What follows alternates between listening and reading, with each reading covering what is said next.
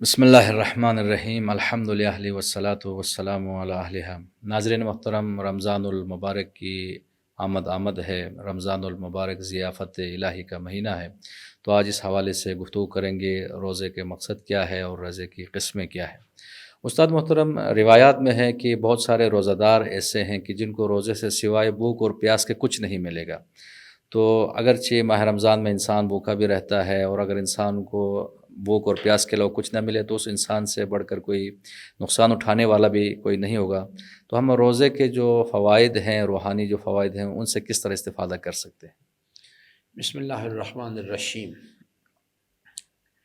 روزے کی پہلے معنویت کو سمجھنے کی ضرورت ہے، اور دوسرے مرحلے میں جو ابھی آپ نے سوال اٹھایا ہے کہ روزے سے اس معنویت سے کس طرح سے استفادہ کیا جا سکتا ہے۔ جیسے صاحب کا گفتگو میں ہم بات کر چکے ہیں، یہ 3 مراحل پر مشتمل یہ آیت کریمہ ہے۔ پہلا مرحلہ ایمان ہے، دوسرا مرحلہ ہے کہ جس کے اندر ہے کہ یعنی اگر صاحبان ایمان کو اللہ تعالیٰ نے مخاطب کر کے فرمایا کہ ویل ڈن، بہت اچھا آپ نے کام کیا ہے، اگر آپ کا کلیم ہے کہ آپ ایمان لے آئے ہیں۔ جیسے کہ میں نے سورہ حجرات کے بھی میں نے آپ کو مثال دی تھی، ہر آدمی جو ہے جو اپنے آپ کو مومن کلیم کرتا ہے، قرآن کریم اس کو صاحب ایمان تسلیم نہیں کرتا، بلکہ کہتا ہے کہ ان سے کہو تم اسلام لائے۔ اور ایمان جو ہے اس کی خاص کیفیت ہوتی ہے، یعنی یہ ایمان اب ان کے قلوب میں داخل نہیں ہوا اس چیز کے لیے۔ تو اگر ایمان کی کیفیت انسان کے پاس جو ہے وہ اس کے کلیئرٹی کے ساتھ ٹھیک نہیں ہے، تو انسان روزے کی طرف جائے گا۔ جیسے کہ بہت سارے لوگ ہیں یعنی جن کو یعنی قرآن کریم میں نمازوں کے حوالے سے ذکر کیا گیا کہ یعنی وہ لوگ جو ہیں اپنی نمازیں جو ہیں الذین فی صلاتہم ساہون، کیونکہ ان کے پاس وہ کیفیت نہیں ہو، حضور قلب نہیں ہوتا، اس کی آداب و شرائط نہیں ہوتے، ایمان نہ ہونے کی وجہ سے یا اس کے کمزور ہونے کی وجہ سے، تو اس کے نتیجے میں ان کی نمازیں جو ہیں وہ الذین هم فی صلاتہم الذین هم یراؤون و یمنعون الماعون، یہ کردار بیہیویئر ڈیولپ ہوتا ہے۔ یہاں پر بھی اسی طرح سے ہے۔ اگر ایمان کی کیفیت پیچھے برقرار رہے گی، یہ ایک بنیادی اس کی پری ریکوزٹ ہے، اس کی شرط ہے۔ اس کے بعد روزہ اگر آداب و شرائط کے ساتھ، شکم کا روزہ، کیونکہ روزے کی اقسام ہیں، شکم کا روزہ ہے ایک اس کی ابتدائی ایکسرسائز ہے، جس کے اندر روزمرہ کے معمولات میں جو حلال امور ہیں ان کے اوپر بھی پابندی لگائی گئی ہے۔ صحیح۔ اور اس کے بعد پھر یہ ہے کہ زبان کا روزہ ہے، آنکھ کا روزہ ہے، ہاتھ کا روزہ ہے، پاؤں کا روزہ ہے، اور اس کے بعد عالی ترین روزہ جو ہے وہ یعنی انسان روزہ رکھے اس چیز کے لیے، جو کہ ایک عام آدمی کے لیے بلکہ ایک عام مومن کے لیے بھی اس کو سمجھنا جو ہے یعنی کہ انسان کا روزہ کیسے رکھے۔ یعنی پیٹ کا روزہ سب سے آسان روزہ ہے، پہلا مرحلہ اس چیز سب سے آسان روزہ ہے، لیکن یہ ہے کہ یعنی جس طرح سے ایک آدمی جو ہے اس کے پاس فزیکل فٹنس تو ہے، لیکن وہ اپنے آپ کو ایک یعنی نیشنل لیول کا یا انٹرنیشنل لیول کا ایتھلیٹ بنانا چاہتا ہے، تو اس کو مختلف قسم کی ایکسرسائز میں سے گزارا جاتا ہے، ایک اچھا استاد اس کو رہنمائی کرتا ہے۔ تو جب وہ پہلے دن اس کے اندر 100 میٹر کی ریس لگانے کی صلاحیت نہیں ہوتی، تو یہ بالکل اسی طرح سے ہے کہ جب ایک انسان شکم کا روزہ رکھنا یعنی شروع کرے گا، تو پھر آہستہ آہستہ وہ یعنی انرجی جو ہے وہ اکامولیٹ ہونی شروع ہو جاتی ہے، اس کے اندر ایک مضبوطی پیدا ہونی شروع ہو جاتی ہے، حتیٰ کہ وہ پہلے الذین هم فی صلاتہم خاشعون، اور پھر اس کا عن اللغو معرضون کرنا شروع کرتا ہے، للزکوٰۃ فاعلون کرنا شروع کرتا ہے، لفروجہم حافظون کرنا شروع کرتا ہے۔ یہ ایک گریجول یعنی پروسیس ہے کہ انسان جو ہے اس نے جب انسان روزہ رکھنے کی کیفیت پیدا ہو جاتی ہے، تو پھر انسان جو ہے اور اس کے اندر دوام چاہیے۔ بنیادی طور پہ کوئی بھی قسم کا گناہ جو ہے، غلط صحبت کے ساتھ ارتباط جو ہے، وہ انسان کی اس کیفیت کو نقصان پہنچا سکتا ہے یا ختم بھی کر سکتا ہے اس چیز کو۔ تو یہ کیفیت ہے کہ انسان نے ایمان کی توانائی کو پیچھے برقرار رکھنا، جو حضرت امام صادق علیہ السلام کا فرمان ہے، اللہ کی آیات میں غور و فکر کا سلسلہ مسلسل جاری رہنا چاہیے،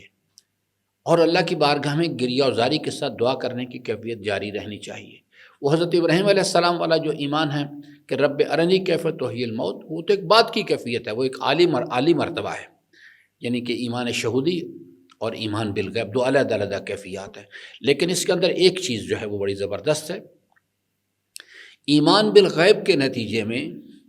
انسان جو ہے اس کو جب عمل کرتا ہے تو اس کے نتیجے میں اجر انسان کو عظیم ملتا ہے۔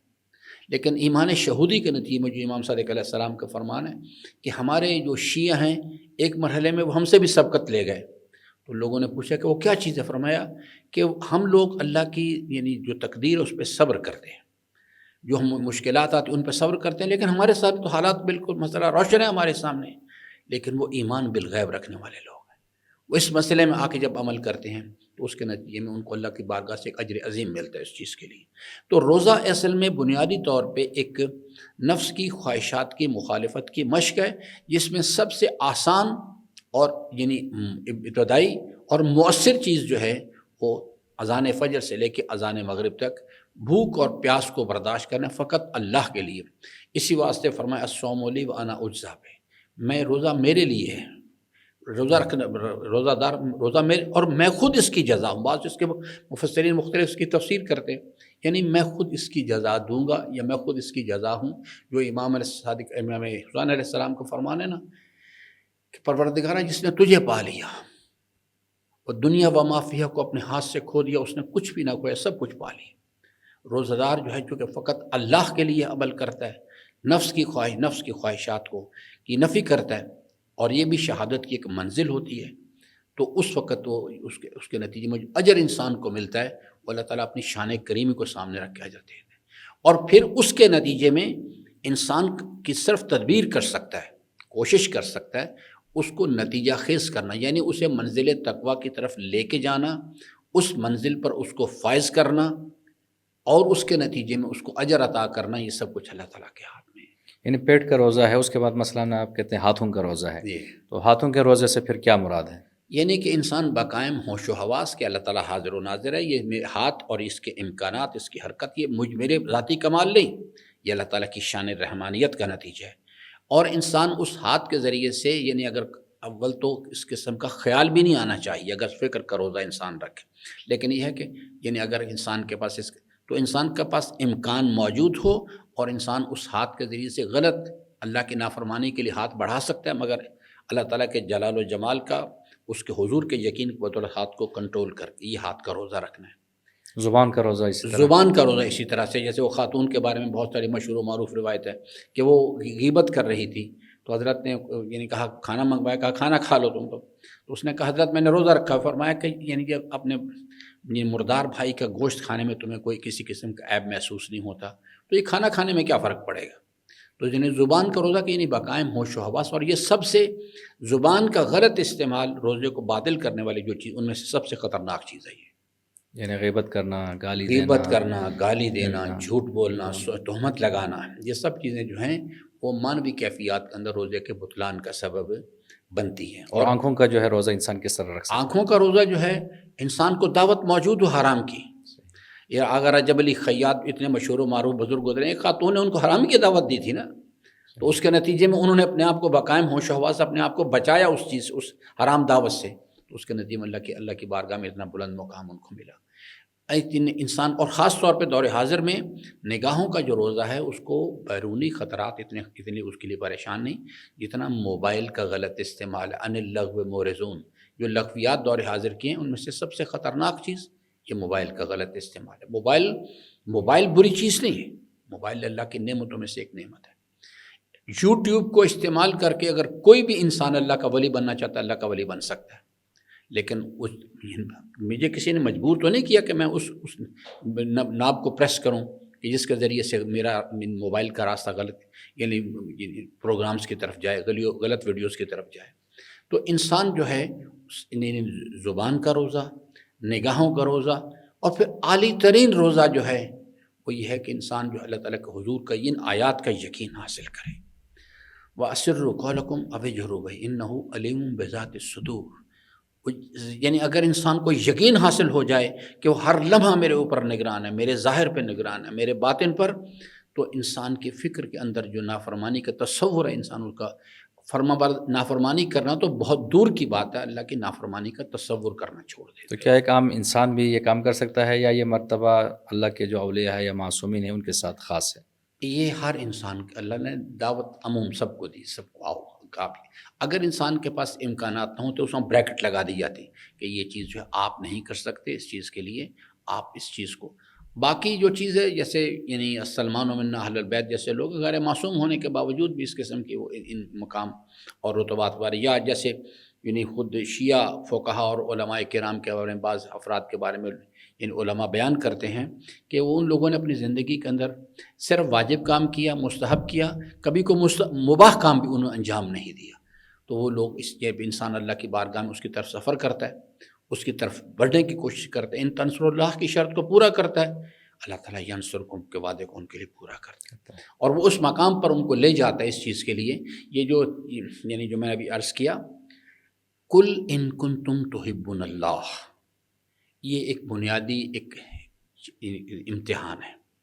اللہ تعالیٰ فرماتے ہیں ان سے کہو کہ اگر یہ اللہ سے فاتبعونی، تو ان سے کہو کہ یہ تیری پیروی کریں، تیرے نقشے قدم پہ چلیں. اگر یہ کام کریں گے تو تھرڈ سٹیپ کیا ہے؟ یحببکم اللہ، اللہ ان سے محبت کرے گا. اور جو انسان جو ہے پہلے مرحلے میں، اور قانون وہی محبت کا رہے گا کہ جو محب ہے اس کی محبوب کے مقابل کے ارادے کے مقابلے کوئی مرضی نہیں. اللہ اب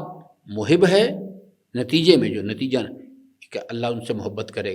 اور وہ انسان محبوب قرار پاتا ہے، اور اس کے نتیجے میں اللہ تبارک و تعالیٰ اپنے بندے کی نے اسی واسطے کہا کہ مومن کے گمان سے بچا کرو. المومن کہتے ہیں اللہ کے عاشق کو، جس کے زندگی کا محور و مرکز کیا ہے؟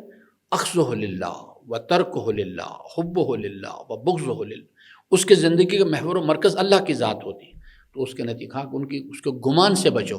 اللہ حق ان کی زبان پہ جاری کیا کرتا ہے. تو ناظرین محترم، جس طرح قرآن مجید میں اللہ ارشاد فرماتا ہے کتب علیکم الصیام کما کتب علی الذین من قبلکم لعلکم تتقون، اگر انسان آداب و شرائط کے ساتھ روزہ رکھے تو انسان نور تقویٰ کو حاصل کر سکتا ہے. لیکن ائمہ فرماتے ہیں کہ بہت سارے روزہ دار ایسے ہیں کہ جن کو سوائے بھوک اور پیاس کے کچھ نہیں ملتا. جس طرح استاد محترم نے فرمایا کہ اگر انسان اعضاء و جوارح کا بھی روزہ رکھے تو انسان اس تقوی کو حاصل کر سکتا ہے، لیکن اگر صرف انسان پیٹ کا روزہ رکھے تو انسان کو بھوک اور پیاس کے علاوہ روزے سے کچھ حاصل نہیں ہوگا. خداوند عالم ہم سب کو ماہ رمضان المبارک کے فیوز و برکات سے استفادہ کرنے کی توفیق عطا فرمائے.